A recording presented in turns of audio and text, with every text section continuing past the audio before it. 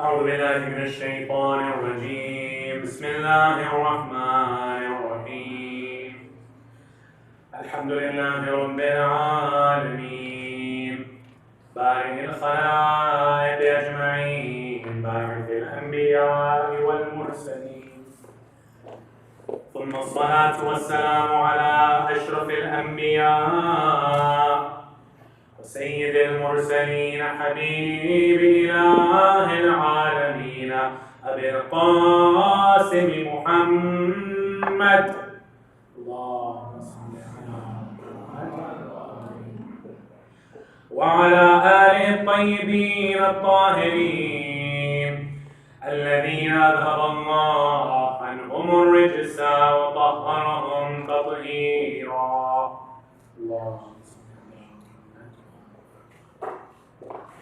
واللعنة الدائمة على أعدائهم إلى قيامة يوم الدين. السلام عليك يا أبا عبد الله، السلام عليك يا ابن رسول الله، يا غريب كربلاء، رزقنا الله في الدنيا زيارتكم وشفاعتكم في الدنيا والقبر وفي الآخرة. أما بعد، يقول الله في محكم كتابه وقرآنه المجيد وقوله الحق: أعوذ بالله من الشيطان الرجيم، بسم الله الرحمن الرحيم. ولا تحسبن الذين قتلوا في سبيل الله أمواتا، بل أحياء عند ربهم يرزقون، فرحين بما آتاهم الله من فضله، ويستبشرون بالذين لم يلحقوا بهم من خلفهم ألا خوف عليهم ولا هم يحزنون، يستبشرون بنعمة من الله وفضل، وأن الله لا يضيع أجر المؤمنين الذين استجابوا لله والرسول من بعد ما أصابهم القرح. للذين أحسنوا منهم واتقوا أجر عظيم. الذين قالوا لهم الناس إن الناس قد جمعوا لكم فاخشوهم فزادهم إيمانا وقالوا حسبنا الله ونعم الوكيل. آمنا بالله، صدق الله العلي العظيم. أفلح من يصلي على محمد وآل محمد. اللهم صل على محمد وآل محمد. Thank you for the question, brothers. Just give me a small Inshallah, today we will be continuing our discussion on Shīʿī eschatology, on the Ma'ad. Yesterday, for those of you who were here, a small reminder for those of you who were not here, a brief recap. We touched on what happens in the malakut after death, and what is exactly death like, as well as what can we do to help our state at the time of death, and also to stay on Sirat al-Mustaqim. So seeds were planted yesterday, and inshallah the discussion will continue and will grow some of those seeds and bring the discussion further tonight. Tonight, inshallah, we will be discussing what exactly are the mechanics of Alam al-Barzakh. And to begin with, what exactly is Barzakh? Barzakh is linguistically that gap, that space in between any two homes. In this case, the home of dunya and the home of akhirah. That gap that happens in between your death and until the day that you are raised back alive and everybody has to go and answer for their deeds, this is known as the barzakh. But that's just the linguistic definition. Is there more of a definition than just this? Yes. In the philosophical understanding of the term, there is what is known as alam al-khayal, that realm of the images, the realm of thoughts, the realm of imagination. All of these realms, it also coincides to some extent or another with the realm of dreams, which we'll talk a little bit about tonight, inshallah. And so, inshallah, tonight's discussion, I want to go through the following stages. Number one, what is Barzakh? And what exactly can we do in relation to our marhumeen? Number two, do those dead visit us? Can they hear us? Number three, what about the realm of dreams? And how true can dreams actually be? Number four, we touched on this a little bit. Today we're going to touch on it a lot more, and that is staying on Sirat al-Mustaqim, especially when it comes to that time of death. And number four, maybe that was number four. Number five, Rizq. And what does Rizq look like in the Barzakh? And inshallah, we will conclude that with a remembrance of Sayeda Zaynab, inshallah, tonight. With that said, let's delve into the topic of Barzakh. Barzakh, as I mentioned, is that gap in between this life, as soon as this life ends, and the beginning of Qiyamah and the resurrection and the questioning of the souls in the hereafter. That gap is not something that's empty. Don't think, as we mentioned yesterday, that death is just some nothingness. No. Allah Ta'ala says in Surah Al-Mulk, الَّذِي خَلَقَ الْمَوْتَ وَالْحَيَاةَ لِيَبْلُوَكُمْ أَيُّكُمْ أَحْسَنُ عَمَلًا. He is the one who created death. Meaning death is one of the creations of Allah. Now, we mentioned that there's also a philosophical understanding of what exactly this barzakh is, and we said that it's alam al-khayal. Here, when that imagination, that pictorial realm, when that comes into the mind, and that realm where the mind operates, this is a lot of times a lot more powerful than just what the dunya, what your physical self can do. How many of you, for example, in your dreams, or even in your thoughts, you can do things that you can't do over here? For example, maybe an entire ocean, you can swim in an entire minute. Or, for example, you can start to fly, whereas human beings in the physical realm, of course, cannot fly. There are many things that you can start to do in that alam al-khayal that you can't do here in alam al-tabi, they basically say, right? The philosophers. This physical, materialistic life. You can't do it over here. Therefore, we have to understand that that realm is more powerful than this realm. And by being more powerful, things, forms, shakal, they have more power and larger sizes over here. Think of it this way, that it's the reverse of those Russian dolls that sometimes some of you have seen, right? Where inside one Russian doll, you open it up and there's a smaller one. Here, it's the opposite, where your mind encompasses your body. It's the outer shell, and this is just a smaller thing hidden within. Outside of even that khayali body, outside of that image-generated body, there is something called the nafs, the soul. And that is something that even after the death in Barzakh, which we will talk about in a couple of nights, after the death in Barzakh, now the soul does not even have the Barzakhi body, and now you will go on to Qiyamah. And once you're in Qiyamah, you can go now from there into Jannah or Jahannam. And over there, we will be given our bodies, of course, on Qiyamah. This is a discussion we'll touch on in the upcoming nights. But the point over here is that as you elevate higher and higher into those forms and bodies, you have more powers and you have less and less limitations. So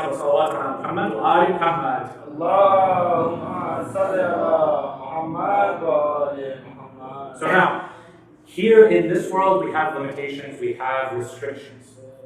Over there, we don't have those limitations and restrictions. So now, what about the marhumeen, when they want to come and visit us? Is that even possible? Can they visit us? You see, the realm that I mentioned before, the alam of dreams, is that the same as alam barzakh? Or is it something a little bit different? The dream realm is something that is a little bit watered down, according to our ulama, from barzakh. In Barzakh, you can go, you can have all types of different visions of things manifesting from your deeds here in this world. You can have an entire Jannah over there, you can even have a debate over there. But in the realm of dreams, there are a little bit more limitations. Think of it in that realm of ascension, going higher and higher, in between dunya and barzakh. So somewhere sandwiched in between is the realm of dreams. If, for example, your deceased loved one would like to visit you, they sometimes have to attain permission from Allah subhanahu wa ta'ala, and they will come in this dream of yours. Now, they'll have to go and wait for you to also fall asleep, so time zones, and you actually falling asleep on time instead of playing COD or something like that, up until 3 a.m., kind of affects them. So if your mom's trying to contact you, maybe put down the game console and go to sleep, right? So now, let's say that this mother or father of ours wants to come and visit us. Why would they want to visit us? What are the sabab of them wanting to visit us? Could it be that something might be wrong? Could it be that maybe they just want to come and give some kind of solace to us? Maybe the death happened recently. All of these are imams say, yes, all of these can happen. And there are many confirmed reports where people have seen dreams of people who recently passed away. They have seen dreams of people who passed away long ago. What are some examples of those people who passed away long ago? For example, perhaps they had something that was outstanding in their deeds. Something that was qada. Maybe it was a prayer, or many prayers that they didn't get to do. Maybe it was, for example, a couple of fasts that they didn't get to do. And now they need help from someone who's in dunya to go and make those up for them. Think about it. If all they are is a form, is an archetype, what's the use of them not eating or drinking? Now, there is rizq, as I mentioned. We'll get to that later on tonight. But food and drink, like how we use for our sustenance, is not the same as it is in barzakh. So, what's the point of someone over there fasting? Doesn't make sense. They need someone in dunya to make up those fasts for them. This is why, brothers and sisters, don't leave it to chance where, inshallah, I'll come back in someone's dream and I'll want them and I'll say, boo, no, I'm just kidding. Hey, can you go and make 50,000 rosas for me? Because I just, I never took Shīʿā Ramadan seriously. Instead, write a will.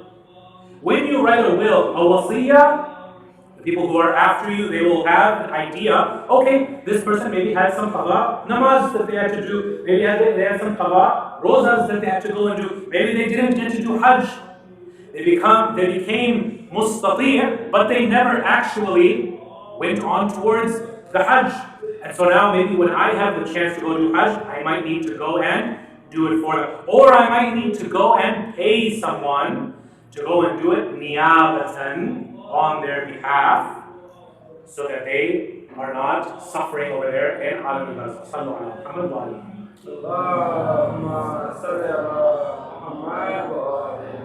So now, if there are qada outstanding, think about it. Is this something that you want to have someone else do for you? I remember I was having this discussion recently with a family member, and they said, oh wow, so you can just buy your way into the religion, huh?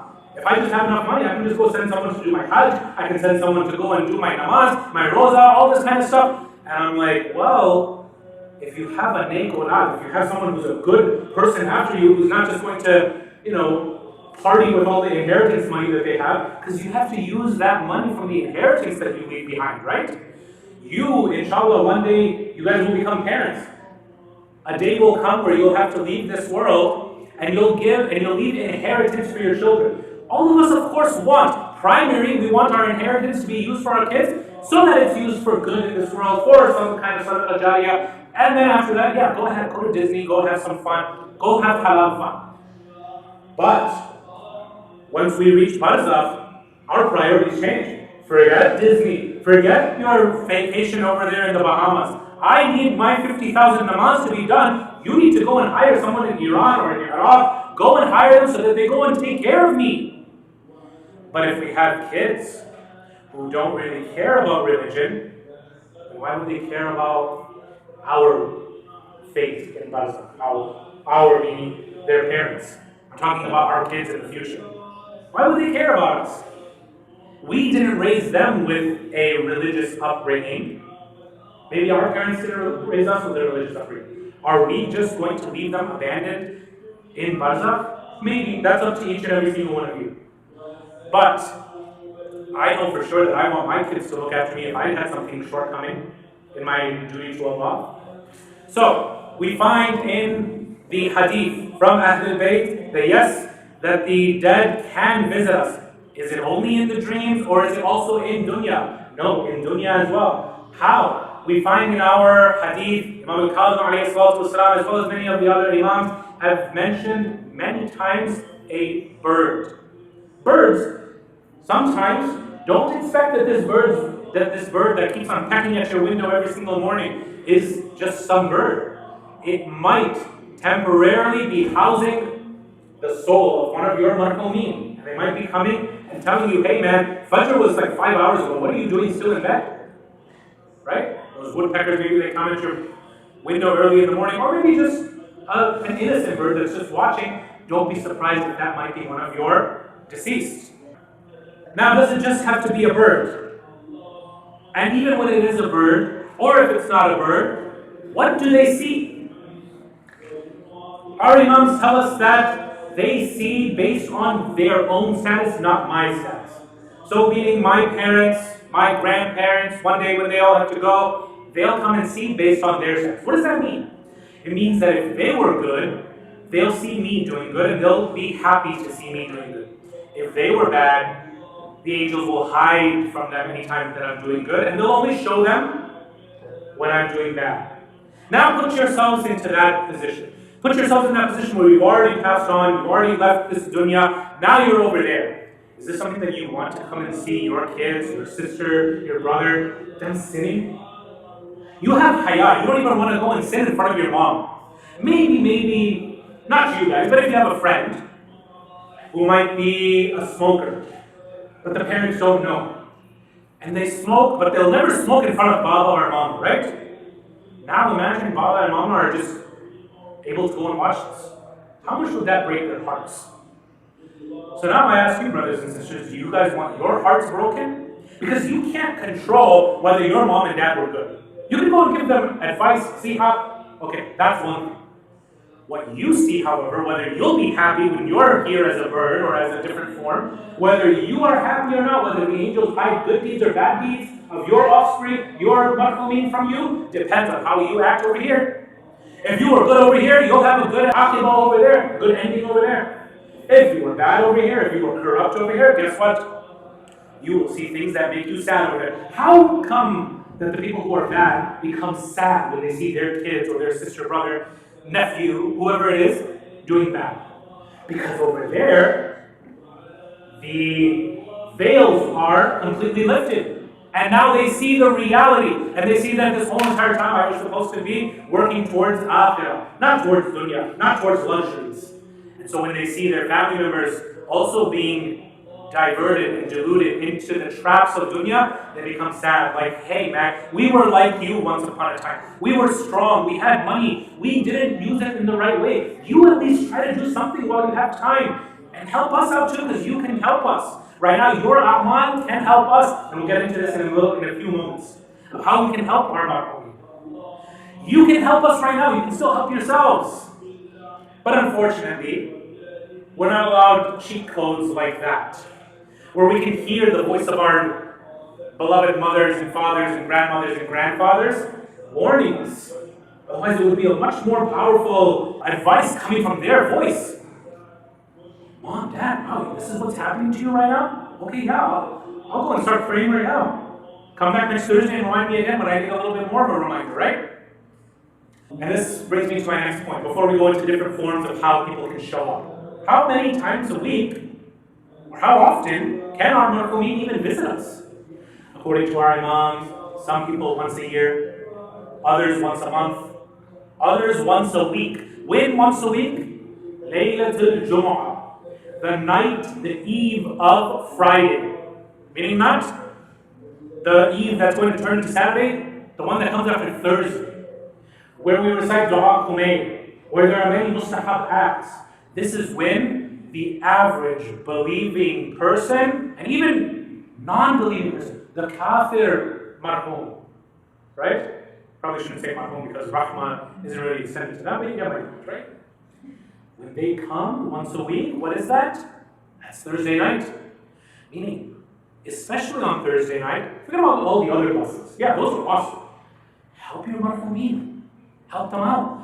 they have been let go from their graves, their stations, their checkpoints, and they said, go to any one of your family members that if they decide to come to us, I'll tell you right now, you might feel their presence. How will you feel their presence? You might start remembering them all of a sudden. Oh my God, I don't know why, but I'm starting to remember my khala. Or I'm starting to remember the Arabic speakers, my ammu, right? Maternal, paternal, uncle, aunt. I don't know why. They've been dead for like 10 years, 15 years, but today I'm just remembering them a lot. Don't be surprised, especially if it's a Laylatul Jumu'ah, if they might actually be in your presence in their Barzakhi form. Don't let that thought process go to waste. Recite something for them. Recite salawat for them. Recite a Fatiha for them. I'll tell you a story really quickly where a mother saw her daughter, and may Allah save all of us from having to see our children die before us. It's the dream of every parent where the kids bury their parents, not you bury your kids. Unfortunately, the enemies of Allah did not allow that in Karbala, and Imam Hussein had to bury two of his sons, Ali al-Akbar and Ali al-Asghar. Bibi Zaynab had to go and bury Aun and Muhammad. So many people had to go and bury their kids. And this is something really tragic and sad. But, coming back to the story where this mother had to bury her daughter, that night she was very distraught. And the daughter will herself go and tell her what was happening. That she was complaining, crying to the father, oh my God, I miss my daughter. What is she? She must be so scared in the grave, this and that. Until finally she goes to sleep. In the dream, she sees her daughter. Why am I narrating this story, by the way? How can I narrate this story? How authentic is this story? This story comes from one of our ulama. Okay? And it's recorded for us in a research book by Sheikh Abbas al-Qumi, who was one of our highest researchers, and therefore I can tell this story with confidence. She sees her daughter in a dream. She finally, whatever it is, 3 a.m., 4 a.m., falls asleep. And she sees her daughter in her dream. She says, Mama, it's me, don't cry. She gets so emotional, she ends up waking up from the dream. And she starts crying all over again to the father. Oh my God, I saw my daughter, I saw our daughter in my dream. I miss her so much, this and that. In the Bible, this daughter is kind of like waiting, like, oh, come on, man, I need to tell you something really quick. Come back to sleep so I can tell you what I need to tell you. She comes finally back to sleep. She's like, okay, don't freak out. Yes, it's me. I need to tell you something. Don't leave. Don't wake up, okay? Okay, what do you need to tell me? She's like, I'm in kind of trouble right here. You know that I did become baligh, and I didn't fulfill all of the things that I needed to that were obligatory on me. Fine, I wasn't obligatory on me, but maybe I had a couple of namaz that were outstanding on me. I need you to do those for me. Eventually, and like I said, the ru'ya of dreams is a step in between Barzakh. This is why they have to kind of come down, we have to go up. Meaning, in the dream world, it might not be so clear. Meaning, they might have to tell us through presentation. You might see, for example, a family member of yours who was rich all his life, but he's dressed all poor with, ripped up clothes. Like, my grandfather was rich all his life. Why is he dressed up in tattered clothes? Then you go to one of the ulama, maybe in Najaf or in Qom, who can properly interpret dreams the way how the imams have taught. They're like, oh, maybe he has a debt. Go and ask his business partners. Business partner A, did he have any debts to you? No. Business partner B, oh, he did? 20,000? No, here, let me pay. I know you don't want it, please, let me pay. Goes and pays it, he sees his grandfather again in his dream. Now he's fine.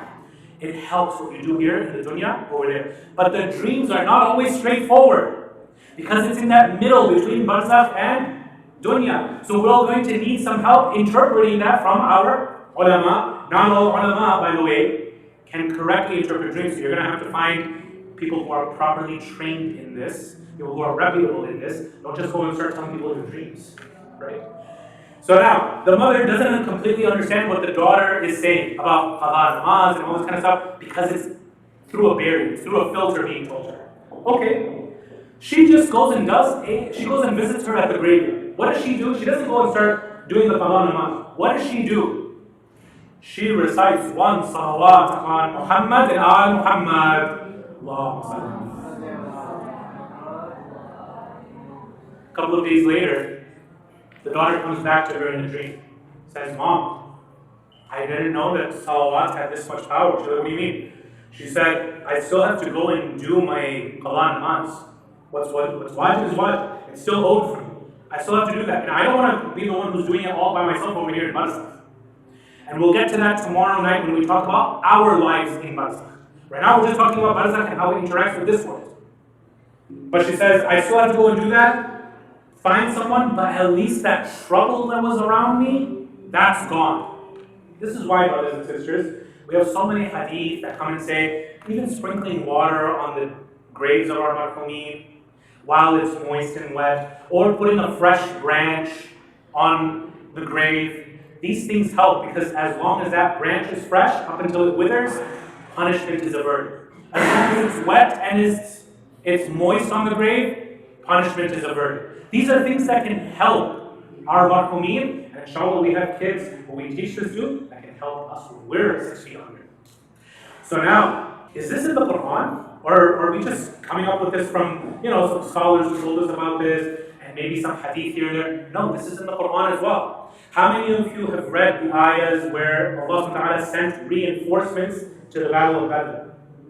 That we reinforced you with junudin lam tarawha, with forces that you could not see. Now, yes, I'll acknowledge, one tafsir does say that this was the help of angels. But we have a hadith. And this is where Imam al-Tabari will come and say that this hadith gives us the idea that these were Barzakhi people.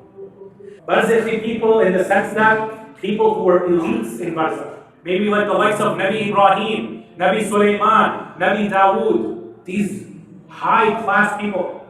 They were asked by Allah, look, RasūlAllāh Muhammad sallallahu alayhi wa sallam, he needs help. He only has 313 in the Battle of Badr, go help. And so these people in Barzakh, when Allah gives them that ability, they can even have physical effects. Otherwise, what's the point? What's the point of sending someone from Barzakh to go to a war against the Quraysh if they're not going to kill you? Of course. That shows us that these people from Barzakh, their swords had an effect in the real world. So don't be surprised if people from Barzakh can have an effect in this world. They don't have to come as birds, they could be completely invisible to you, completely just visible to the prophets, the imams, and the awliya of Allah. Even we can eventually gain that status, but it'll take time. But in the life of RasūlAllāh, don't we read, for example, with Sayeda Khadija, alayhi salam, where when she is giving birth to Fatima Zahra, none of the women of Quraysh wanted to be associated with her. On one side you have Hind, she doesn't want anything to do with Khadija. None of the women of Quraysh really want anything to do with Khadija, except for maybe Fatima bint Hasan, the mother of Ali ibn Abi Talib alayhi salatu wasalam. Who does Allah subhanahu wa ta'ala send so that they can help Khadija deliver Fatima Zahra? Number one, she sends Asiya, the wife of Fir'aun. Number two, she sends Kulthum, the sister of Prophet Musa alayhi salam. Number three, she sends Maryam, the mother of Isa alayhi salam. And number four, she sends Sarah, the wife of Prophet Ibrahim alayhi salam. These women, and some narrations don't say Sarah, they say Hawa, Eve, Adam's wife.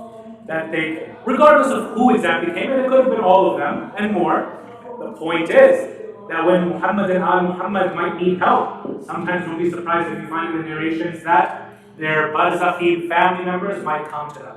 How many of you have read that when Karbala was happening, who came and saw what was happening to Imam Hussein? Amir al-Mu'mineen, Fatima Zahra, sallallahu alayha. Yes?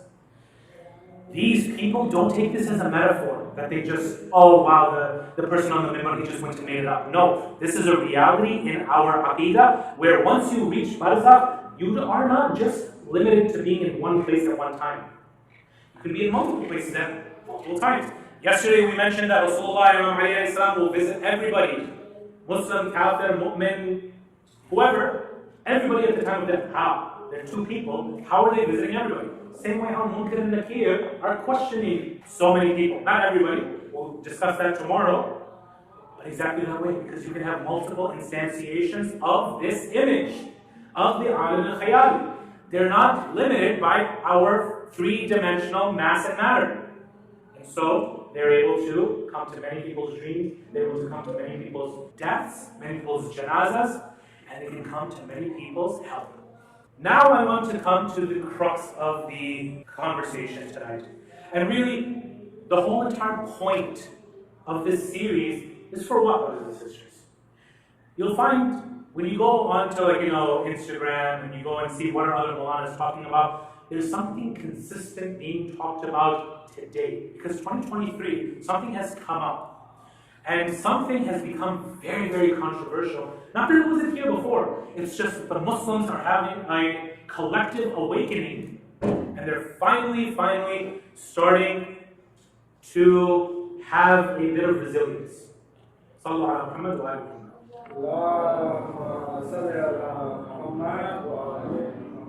Remember how we said that sometimes the Barzakh people and RasūlAllāh sometimes come? We'll be surprised if sometimes Shaytan comes. Right? Shaytan can be also places at once too, right? So it's okay. No worries. Sallallahu ala Muhammad wa ala Muhammad.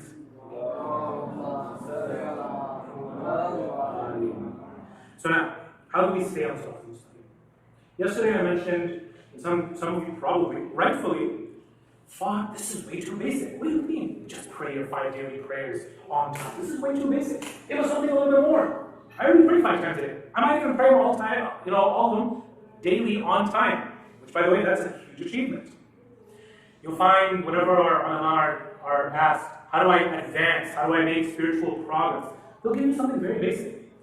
Abstain from haram, stick to the wajibat, stick to mustahabat, go towards what is halal, go to what is mustahab, right? Stay away from what is haram.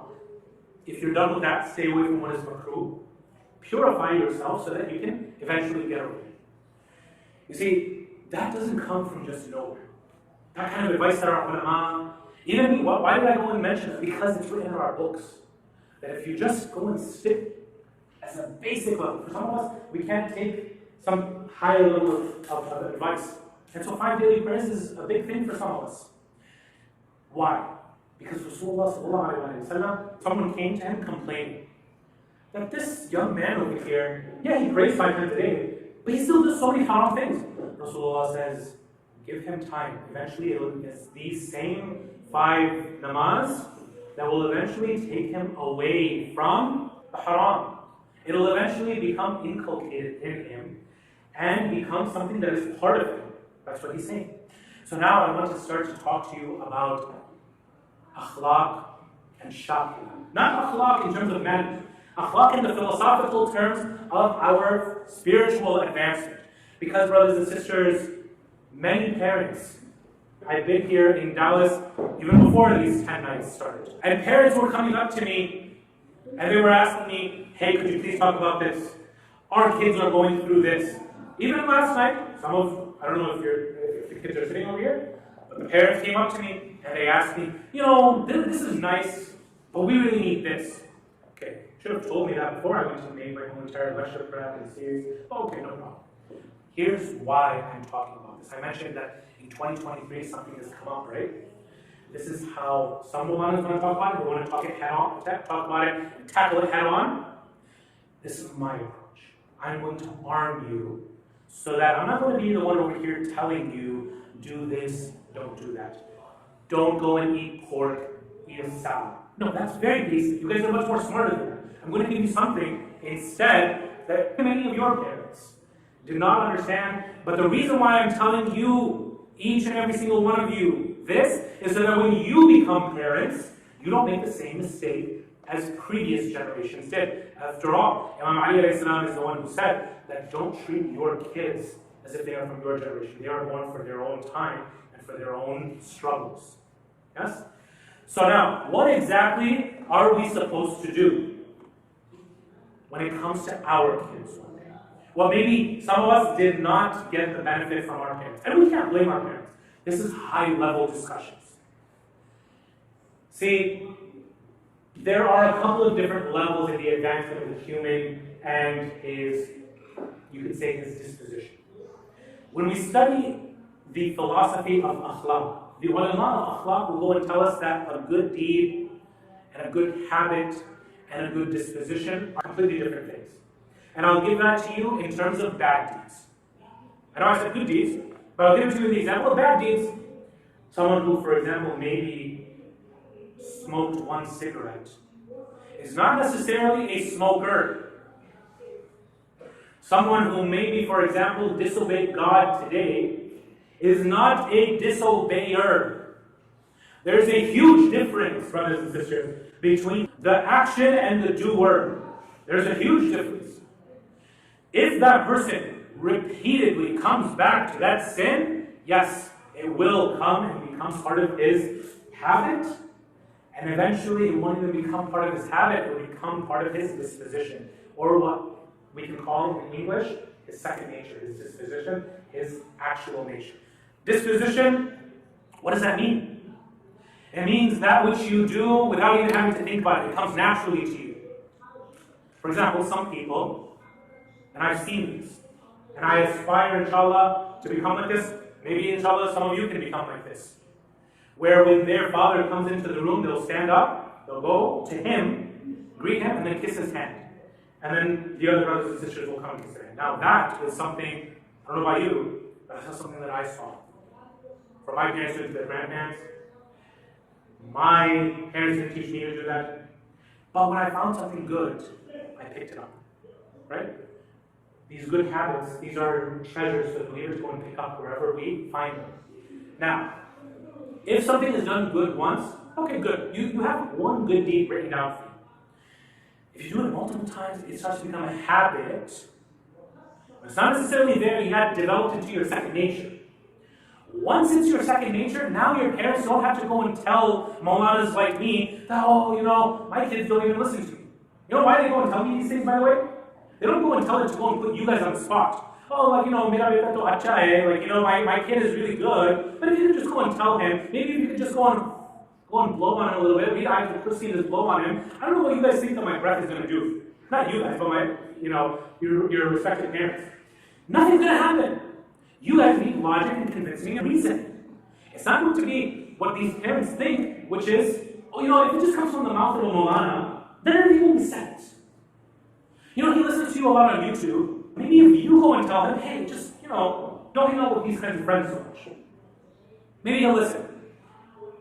I always have to go and tell the kid, like, hey, I'm really sorry, I didn't ask your parents to go and do this. I know this is putting you on the spot. But what should the parents actually do? Not come and bring them up to the speaker or to the Mulana or the Imam Sahib or whatever. What should they do? They should be A, leading by example. Meaning, if you want your kids to be religious, you gotta be religious. Number two, and this is really, really critical, you need to go and make sure that it is inculcated into them as a second nature. Because once it's a second nature, I want you to think, as a thought experiment, of someone who is the purest person religiously that you can think of. Someone who does all the wajibat, they might go to Ziyarah Arba'in every single year, maybe they, whatever it is. Some of you maybe are even thinking, yeah, that's me. Right? Now I want you to imagine that someone came and told you that this person was seen in a bar, or this person was seen in a nightclub. Forget about whether you're religious or not, but you have in your mind right now that person who is your hero in terms of, okay, if I'm going to become religious, I'm going to become like him or her. This person was seen in a bar. Immediately, what comes to your mind? If this person's shakila, if his second nature was a divine, good inclination, not a shaitani, not a taghuti one. Immediately, you're going to think, oh, well, maybe he was in the bar or the nightclub because he needed to use a phone. Or maybe he just needed to go and call for help and he needed some gas because he broke down in the middle of the road. Or maybe he just needed to go inside and do wudu or use the bathroom or something. And there was really no other place around, there was no Buc-ee's or whatever it is. I don't know what else you guys have over here. There was no rest stop in sight. It was just this one place, and the poor mature person, they had to go inside. You'll have 1,000 excuses in your mind, right, for this person whose second nature is divine and good.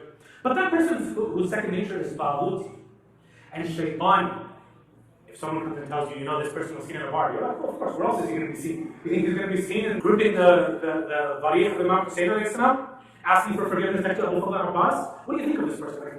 That there's some kind of a mufti or a scholar or something? Come on, man. Of course they're going to be seen over there. Where else would they be? That's like seeing a fish out of water. Are you even surprised that you're seeing them over there? This might be the kind of thought that we have for someone whose nature is like that. Now, I want all of us, and myself included. I'm not some kind of saint. Just because I'm sitting over here doesn't mean like, wow, I'm so much better than you. No. I know myself in the privacy of my own life. And I know that I have things that I need to work on. And so I'm going to be thinking of myself right now, not as a sinner, not as a person who is on the path against God, but as someone who maybe has had a couple of bad days. But the door of Tawbah is always open between us. And Allah is always ready and willing and able to not only forgive all of my sins, but He's so ready to welcome me back. This is exactly, by the way, what Christ was teaching in the New Testament. Many Christians, you go and ask them what's the purpose of the story in the New Testament, they don't know. How many of you have heard of the story of the prodigal son?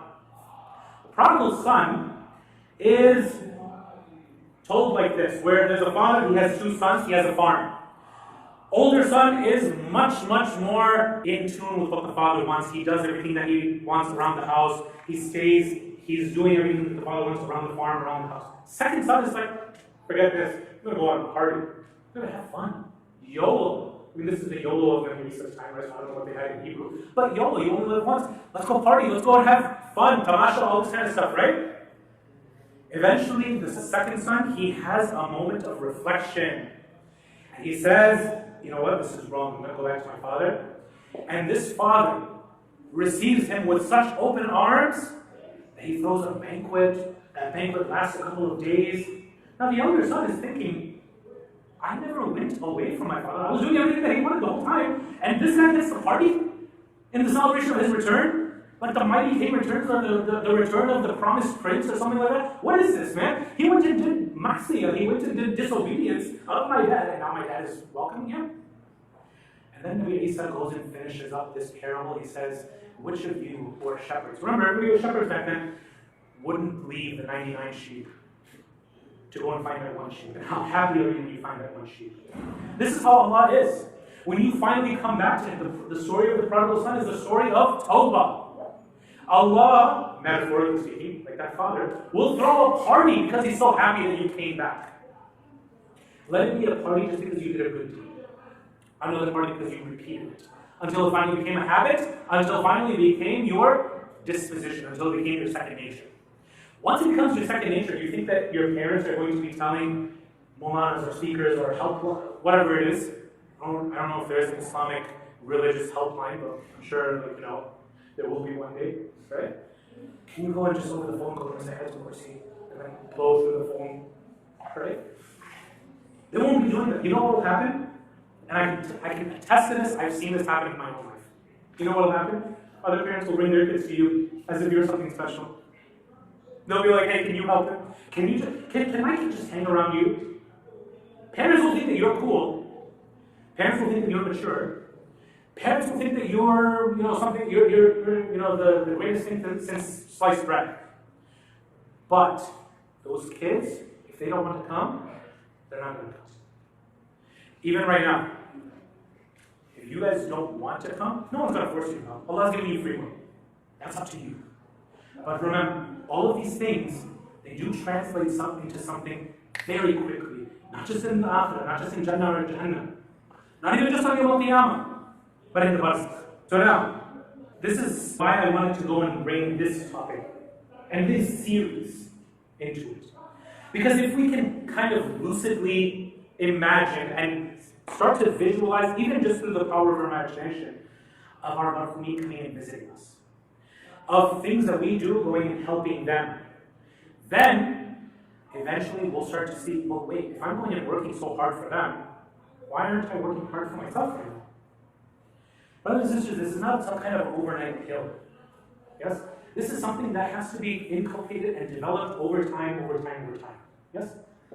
I'll give you an example. Before I left Detroit, went and got a very nice fade for my beard and a nice haircut. I got, really nice and dressed up for you guys. But if it's not my nature, and I don't keep up the haircuts and the beard and this and that, I'm going to look disheveled. I'm going to look unkempt. I'm going to look disgusting. Yes? It takes repeated acts for it to become something noticed.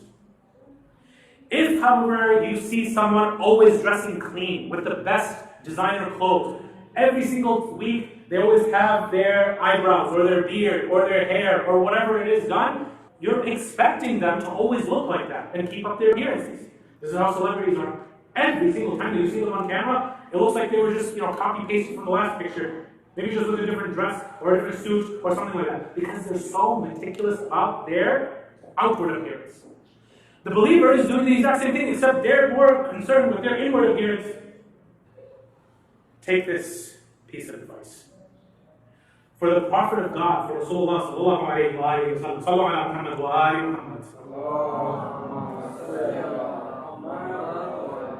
for that Prophet of God, for that same Muhammad ibn Abdullah, who would one day go and teach us everything that we need to know to become saved, it took him 40 years to convince his society that he was Sadiq and Ameen.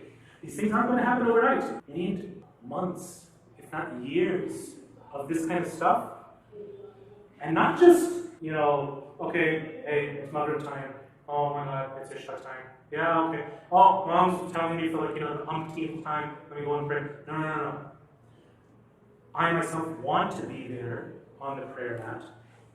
I mindfully and attentively did my wudu with all of the du'as, because I know that these droplets will go and translate to one angel being created for each one of these drops, as long as I'm saying the du'as that Imam Ali alayhi salam taught me. I did it mindfully, my wudu. And now I'm going to go and pray a mindful namaz. You think that's not going to do anything? I'll tell you the benefits that it has over here in this life. In this life, just being mindful about something, you'll start to take stress off from it. I've even seen mental health professionals say that this takes stress and depression away from you, just from connecting with a higher power, Allah. And you're mindfully doing it instead of just, oh my God, here comes another Asr prayer, here comes the alarm for Fajr. Yeah? It can become like that. But it also can become like that for RasūlAllāh, right? Just to become a kind person in the face of all these jahil people in Quraysh. It takes work equity, sweat equity. It's not easy to become Muhammad RasūlAllāh. This is a status reserved for him because of how much work he did 40 years before even his Risalah came to him. This is why he enjoyed such a status amongst his people. That status then became the biggest proof for him. Hey, I never lied or was unjust in anything in dunya. Why do you think that I'm lying now when it comes to Akhirah? They're like, yeah, if anybody was going to get contacted by an angel, it would be you. And I had a really hard time debunking him and denying him. So now, in 2023, many of you have noticed that Bud Light, Target have boycotts because of the alphabet community and how much they are through, I don't know how much you guys know about ESG. ESG scores basically dictate whether a company will become woke or not. And how woke they become determines their ESG score. And these are all determined by 3 mutual fund groups: BlackRock, State Street, and Vanguard. These are pushing the agenda of LGBTQIA+,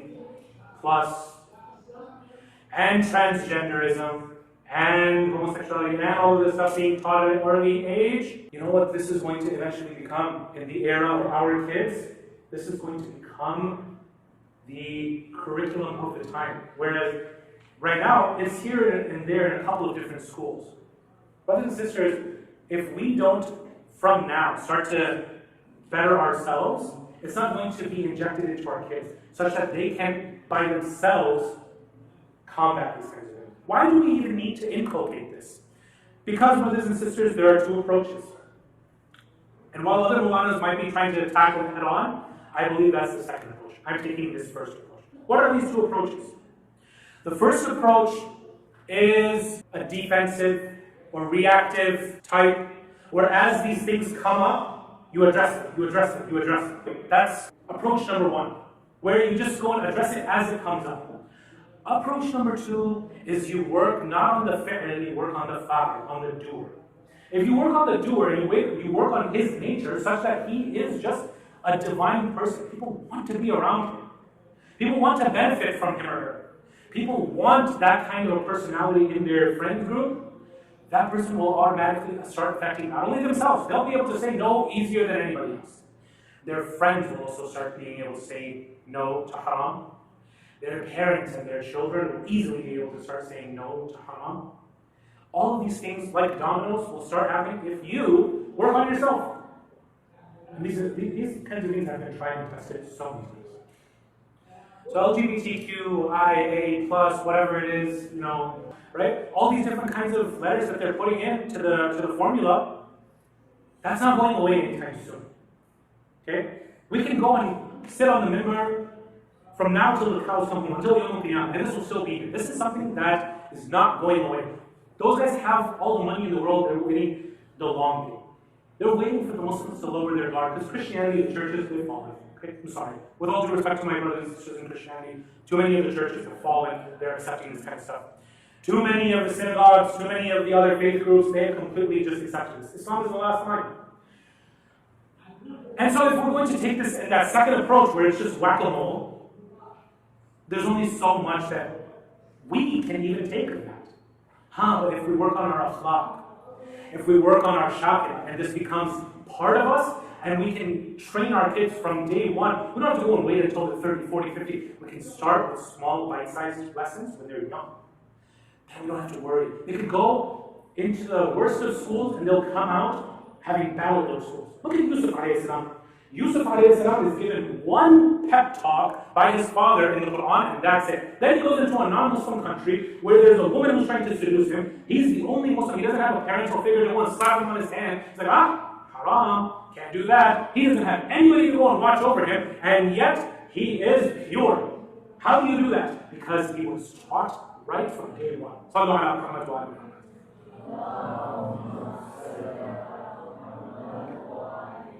So now, brothers and sisters, having mentioned all of that, now I want to mention the final thing of my topic and then move on to inshallah the musibah. And that is Rizq in the Barzakh. What can I do to go and actually give Rizq to my marhumeen, what can others give towards me? We mentioned about the salawat. We mentioned about doing our parents, our marhumeen, Allah, prayers, fasts, hajj. All of these things are great, they count. But there are three things that live on.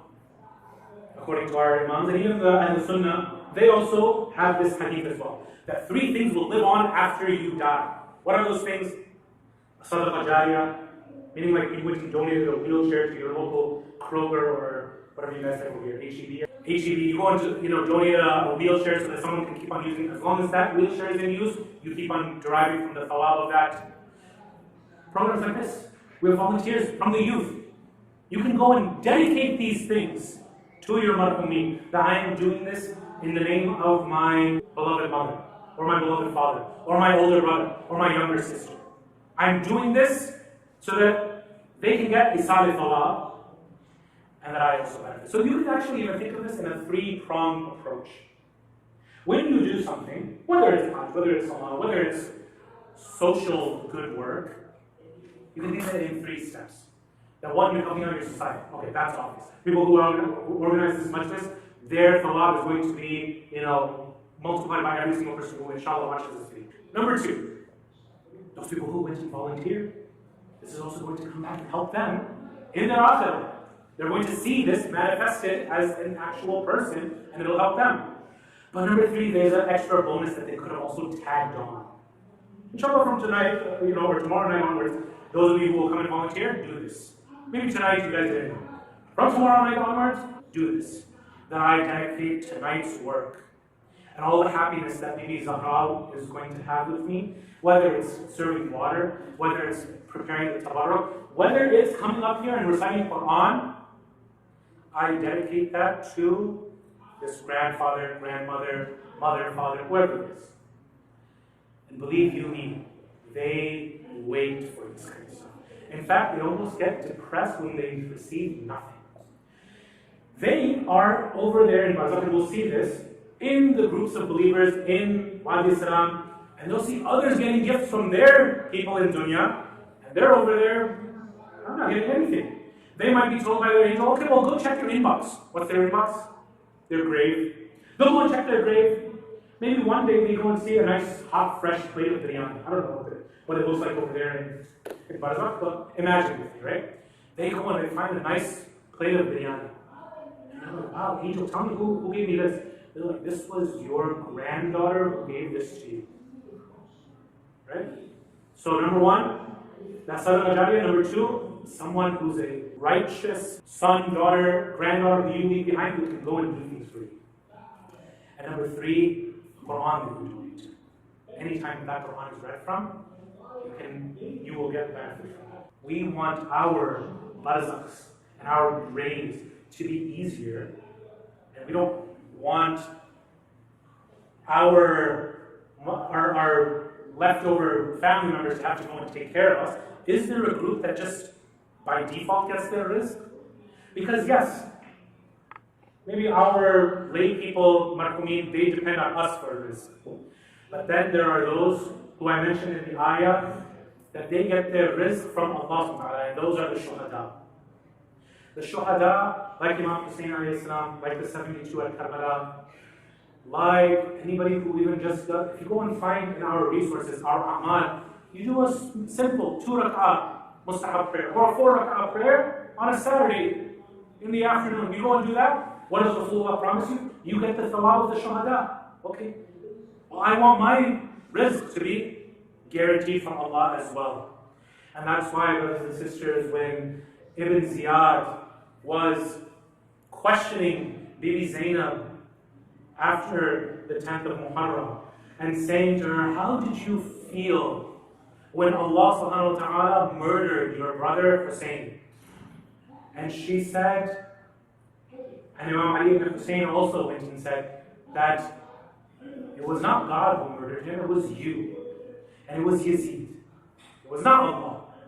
But Bibi Zaynab has a very powerful line that rings through the courses of history, and that is, مَا رَأَيْتُ إِلَّا جَمِيلًا. I did not see anything except beauty. Now I want you to think in terms of those three-pronged attack that I went and just told you, where it helps society, it helps yourself, and it also can help your marhumeen. Look at Imam Hussein's sacrifice.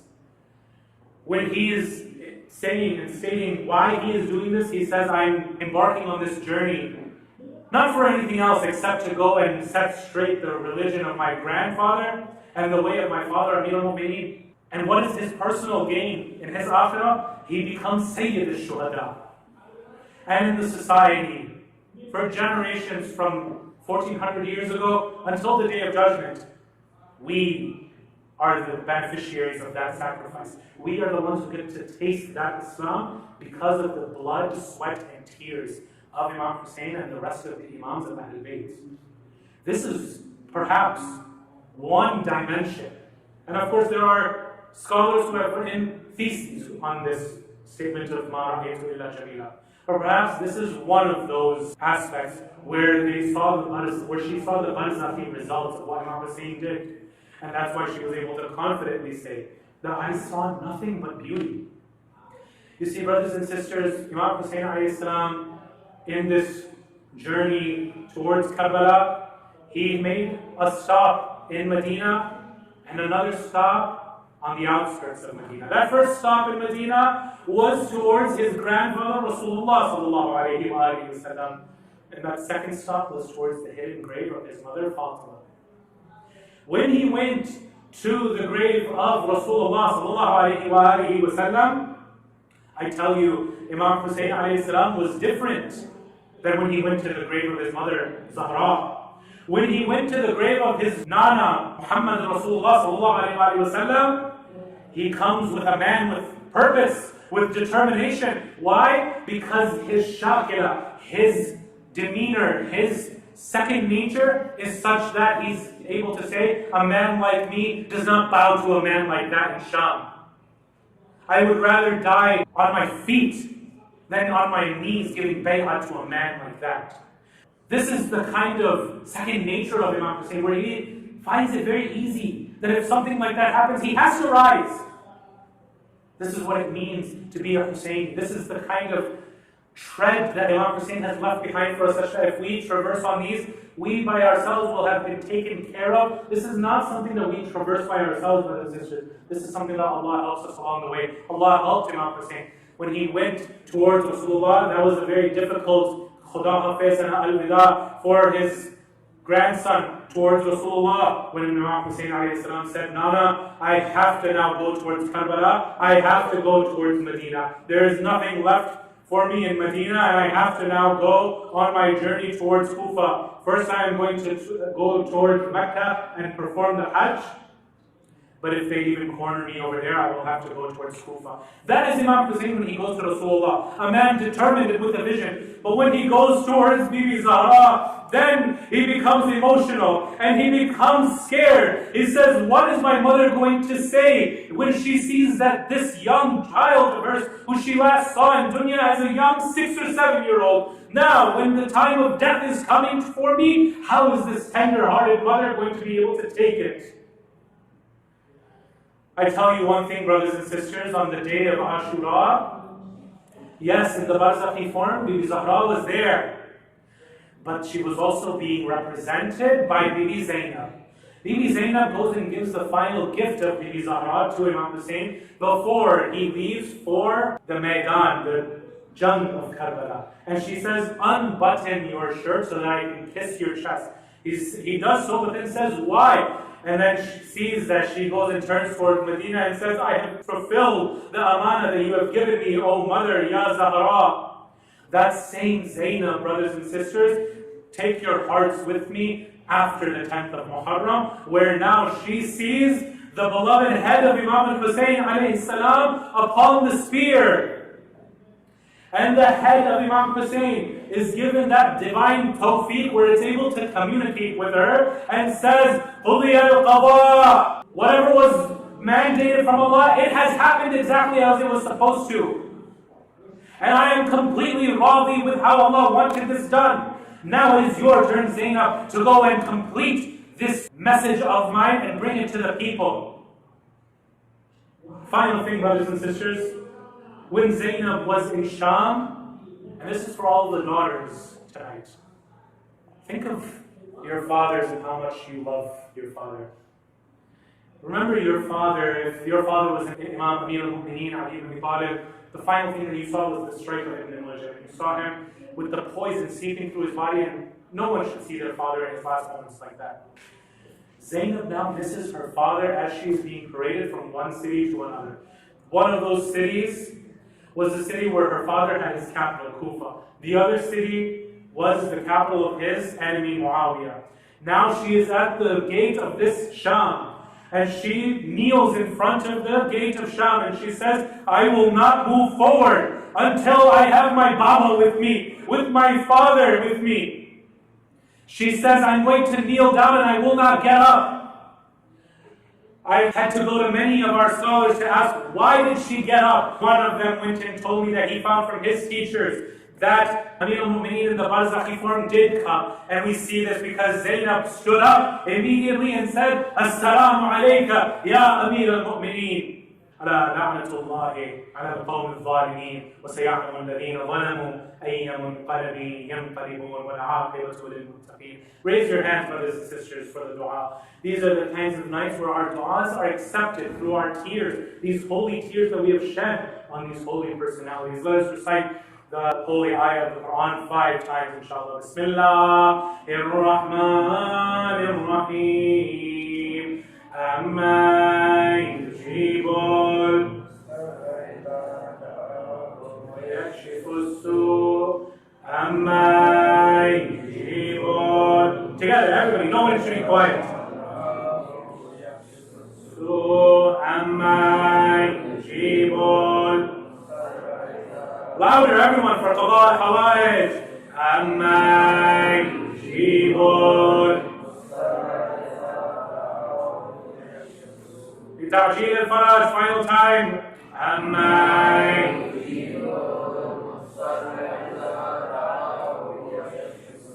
Oh Allah, we ask you through your holy, righteous names, Bismika al-Azim al-A'zam al-A'azz al-Akram 10 times, Ya Allah, Ya Allah, Ya Allah, Ya Allah, Ya Allah, Ya Allah, Ya Allah. Ya Allah, Ya Allah, Ya Ilahi bi Fatimata wa bi وأهليها وبعلها وبنيها والسر المستودع فيها، اكشف عنا السوء يا الله. اللهم اغفر ذنوبنا، كفر عنا سيئاتنا، وتوفنا مع الأبرار يا الله.